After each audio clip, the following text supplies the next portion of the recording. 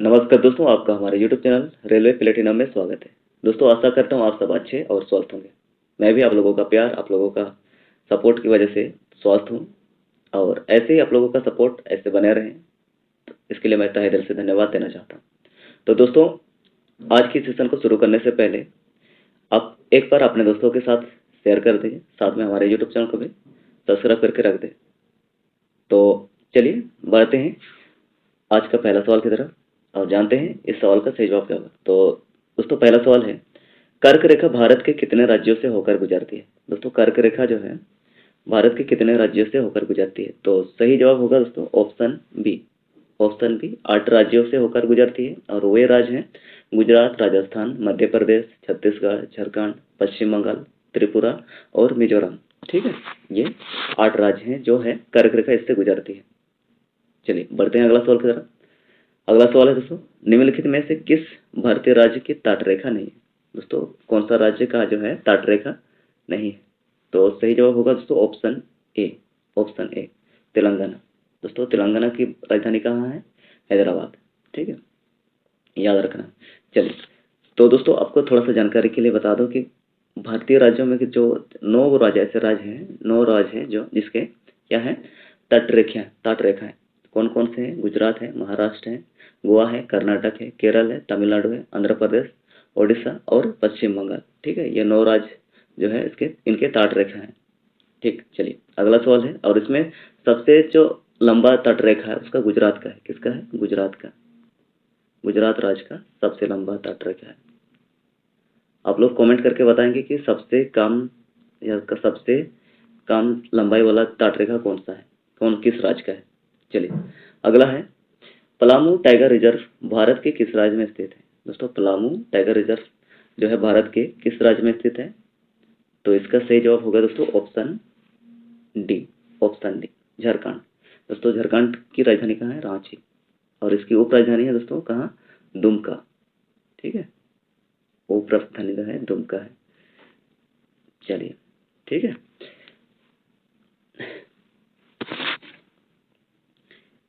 अगला सवाल है, भारतीय संविधान का कौन सा अनुच्छेद जीवन और व्यक्तिगत स्वतंत्रता की सुरक्षा से संबंधित है?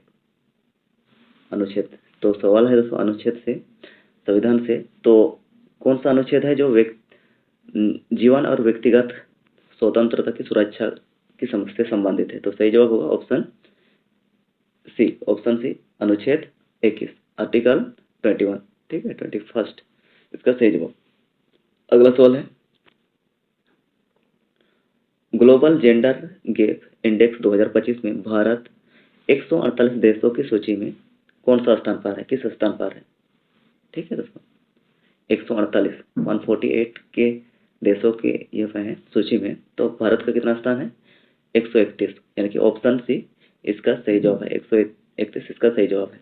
अगला सवाल है दोस्तों, वायुमंडल की सबसे गर्म परत कौन सी है?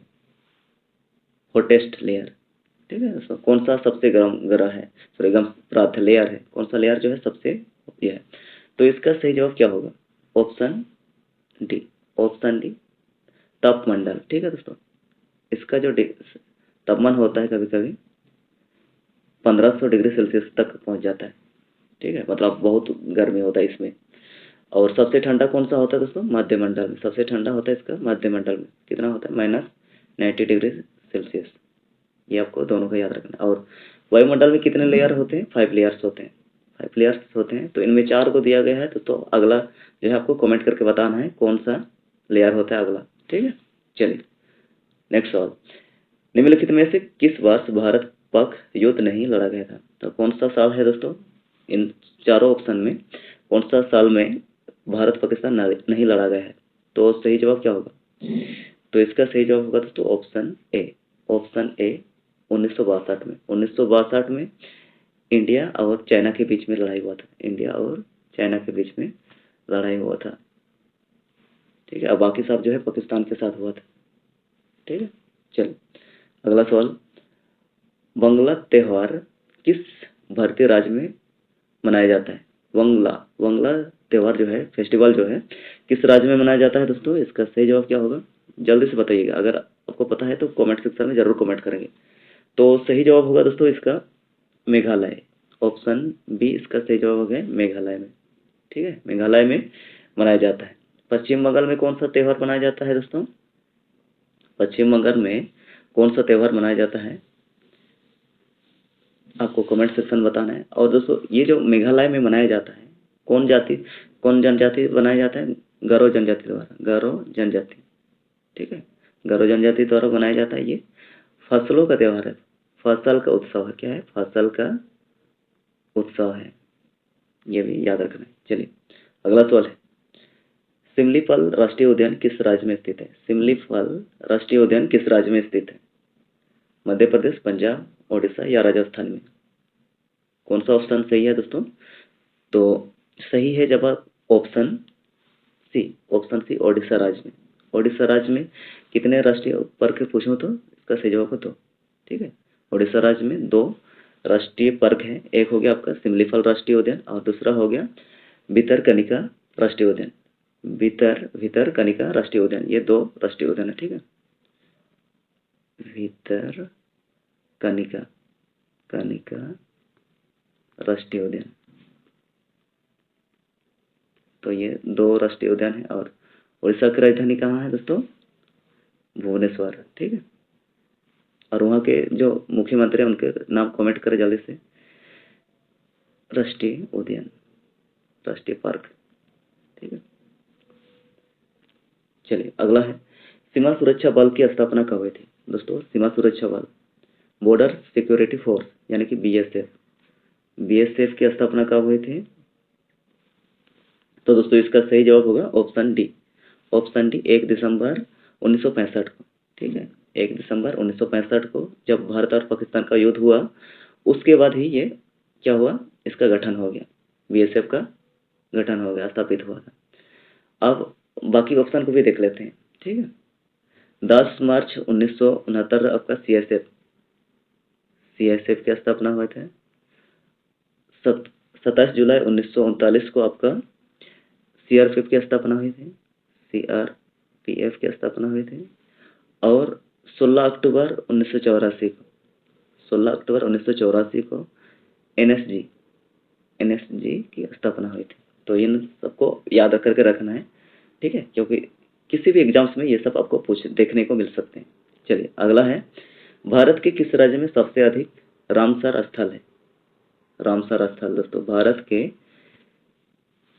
किस राज्य में सबसे अधिक, ठीक है, रामसर स्थल है? तो इसका सही जवाब क्या होगा दोस्तों? तमिलनाडु।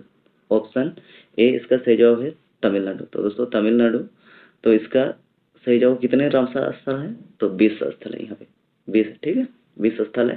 दूसरे नंबर पे आपका आता है यूपी, यहाँ पे 10 स्थान है। और उड़ीसा में, पंजाब में 6 है। ठीक, चलिए बढ़ते हैं दोस्तों अगला सवाल, हाल ही में अभिषेक शर्मा ने सिर्फ 12 गेंदों में हाफ सेंचुरी बनाया, ये कारनामा उन्होंने किस भारतीय घरेलू टी20 ट्रॉफी में किया? टी20 ट्रॉफी दोस्तों कौन सा? तो दोस्तों इसका सही जवाब होगा option A, Syed Mushtaq Ali trophy. ठीक है, सैयद मुश्ताक अली ट्रॉफी। तो इसमें उन्होंने 12 गेंद में 50 रन बनाए, 12 गेंद में 50 रन बनाए। और ये रिकॉर्ड जो है किनके बराबर है? युवराज सिंह ने भी ये रिकॉर्ड बनाया था कि 12 बॉल में 50 रन बनाया था। तो आपको याद रखना है। ठीक है, अभिषेक शर्मा जो है किस टीम के कप्तान है? तो ये पंजाब के, ये आपको याद रखना है। ठीक, चलिए बढ़ते हैं अगला सवाल के साथ। अगला सवाल दोस्तों, किस देश के साथ भारत की सबसे लंबी अंतर्राष्ट्रीय सीमा है? International border longest. तो सही जवाब होगा दोस्तों ऑप्शन बी। ऑप्शन बी इसका सही जवाब है बांग्लादेश। दोस्तों बांग्लादेश के इसका सही जवाब है। और इनका जो कितना लंबाई है 4096.7 किलोमीटर। ठीक है, इतना लंबा है इसके साथ जो बॉर्डर है। और सबसे कम जो है दोस्तों अफगानिस्तान के साथ है 106 किलोमीटर खाली। ठीक है, चलिए अगला सवाल है, वेनेजुएला के घास के मैदान को क्या कहा जाता है? वेनेजुएला, तो दोस्तों इसके घास के मैदान को क्या कहा जाता है? लानोस। ऑप्शन ए इसका सही जवाब है। ऑप्शन ए जो है इस सवाल का सही जवाब है। ठीक है, चलिए अगला सवाल है, कबड्डी टीम में कितने खिलाड़ी होते हैं? दोस्तों कबड्डी टीम में कितने खिलाड़ी होते हैं, मतलब एक टीम में कितने खिलाड़ी होते हैं? तो इसका सही जवाब होगा दोस्तों 7। ऑप्शन सी इसका सही जवाब है। 5 जो होता है कौन सा खेल में होता है दोस्तों? बास्केटबॉल। बास्केटबॉल में 5 खिलाड़ी होते हैं एक टीम में। तो यहाँ पे जब बात कर रहा हूँ तो हमें एक टीम के बारे में बोल रहा है। ठीक है, तो बास्केटबॉल में 5 खिलाड़ी होते हैं और 6 खिलाड़ी होते हैं दोस्तों आपका वॉलीबॉल में। किसमें? वॉलीबॉल में 6 खिलाड़ी होते हैं पर, और 9 खिलाड़ी होते हैं दोस्तों आपका खो खो। आपने सुना होगा खो खो में 9 खिलाड़ी होते हैं। और क्या हो सकता है दोस्तों? और अच्छा, सबसे अधिक जो है किस खेल में सबसे अधिक खिलाड़ी होते हैं? आपसे सवाल पूछ रहे हैं, ये मैं आपको होमवर्क में देता हूँ आपको कि ये सवाल जो है दोस्तों कमेंट में जरूर करेंगे कि सबसे अधिक किस खेल में खिलाड़ी होते हैं, किस खेल में सबसे अधिक खिलाड़ी होते हैं। कमेंट सेक्शन में जरूर कमेंट करेंगे। ठीक है, चलिए अगला सवाल है दोस्तों, डोंगरी उत्सव कहाँ मनाया जाता है? डोंगरी फेस्टिवल जो है कहाँ मनाया जाता है दोस्तों? तो इसका सही जवाब होगा दोस्तों ऑप्शन ए, हिमाचल प्रदेश। हिमाचल प्रदेश में मनाया जाता है ये डोंगरी फेस्टिवल। ठीक है, डोंगरी फेस्टिवल हिमाचल प्रदेश में मनाया जाता है। और इसको किस नाम से भी जाना जाता है दोस्तों? हिडम्बा देवी मेला। हिडम्बा देवी मेला के नाम से भी जाना जाता है। हिडम्बा देवी मेला के नाम से भी जाना जाता है। ठीक है, और ये कहाँ? मनाली में मनाया जाता है। कहाँ? हिमाचल प्रदेश में। कहाँ? मनाली में मनाया जाता है। ठीक है, चलिए अगला सवाल, नेल्सन मंडेला को किस वर्ष भारत रत्न से सम्मानित किया गया था? दोस्तों नेल्सन मंडेला, ठीक है, नेल्सन मंडेला जो है अब साउथ अफ्रीका के प्रथम अश्वेत राष्ट्रपति थे। ठीक है, तो इसका सही जवाब होगा दोस्तों ऑप्शन सी इसका सही जवाब है। ऑप्शन सी इसका सही जवाब है।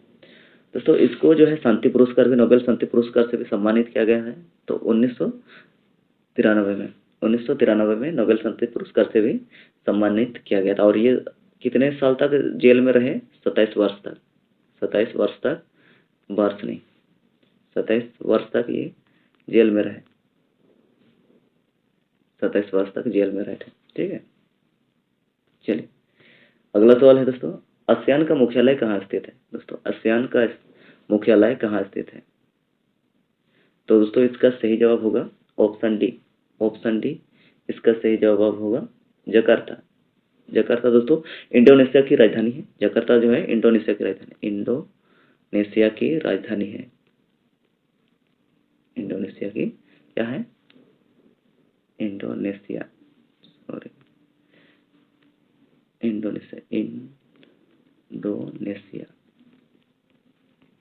की राजधानी है। ठीक है, इंडोनेशिया की राजधानी है। दोस्तों इसमें जो है वर्तमान समय में 10 सदस्य हैं। कितने सदस्य हैं? 10 सदस्य हैं। और जब इसका स्थापना हुआ था 5 थे। कितने थे? 5 संस्थापक देश थे। और इसकी स्थापना हुई थी दोस्तों 8 अगस्त को, 8 अगस्त 1967 को, 1967 को हुई थी। ठीक है, और कहाँ हुई थी? बैंकॉक में। और बैंकॉक किसकी राजधानी है दोस्तों? थाईलैंड की राजधानी है। बैंकॉक जो है थाईलैंड की राजधानी है।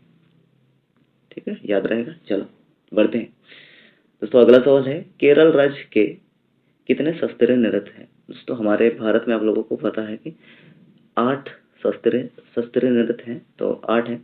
तो केरल राज्य में दोस्तों कितने हैं पूछ रहा है इसमें सवाल? तो 2 है। कौन कौन से? आपका एक हो गया कथकली। क्या हो गया? कथकली।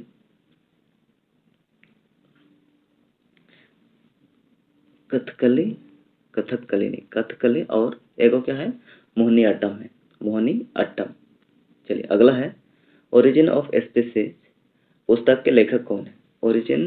ओरिजिन ऑफ स्पीसीज पुस्तक के लेखक कौन है? तो सही जवाब होगा दोस्तों ऑप्शन डी। ऑप्शन डी इसका जवाब है चार्ल्स डार्विन इसका सही जवाब है। अगला है दोस्तों, ज्ञानपीठ पुरस्कार किस वर्ष शुरू किया गया था? दोस्तों ज्ञानपीठ पुरस्कार जो है साहित्य का सबसे बड़ा पुरस्कार है। ठीक है, साहित्य के क्षेत्र में दिया जाता है इसको। तो ये सबसे बड़ा पुरस्कार है। इसकी शुरुआत हुई दोस्तों 1961 में, यानी कि ऑप्शन भी इसका सही जवाब, लेकिन इसको दिया गया था 1965 में। 1965 में दिया गया था पहली बार। ठीक है, तो किसको दिया गया था? मलयालम लेखक, मलयालम मैं गलत ही लिखा, मलयालम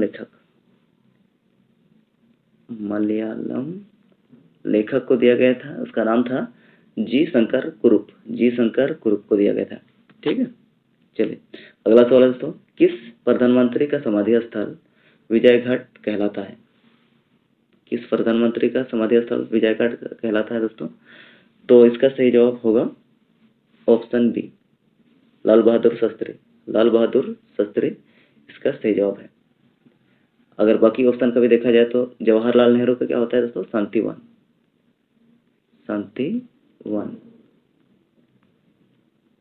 चौधरी चरण जी का तो है इसका किसान घाट।